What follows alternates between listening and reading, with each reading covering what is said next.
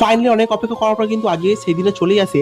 এখন তো আমার কোশ্চেন করতে আরে আজকে তো 9 ডিসেম্বর, আজকে আমার কি স্পেশাল দিন। হ্যাঁ গাইস, আজকে কিন্তু তেঁতুল মাঠে ফুটবল ফাইনাল খেলা। আগে 1 বছর ধরে ওয়েট করে থাকি শুধু এই খেলাটির জন্য সবাই মিলে। আগে এখানে কিন্তু ফুটবল তোমরা দেখতে হবে গেলে ফুটবল উৎসব কিন্তু তুঙ্গে থাকে। আগে তাই আগে ফটো রেডি হয়ে গেলে যাওয়ার জন্য।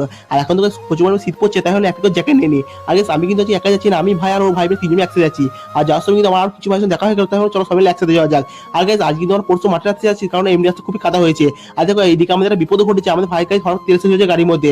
তাই ওই জন্য ফটো গাড়ির তেল নিয়ে চলে আসি আমরা ভরার জন্য।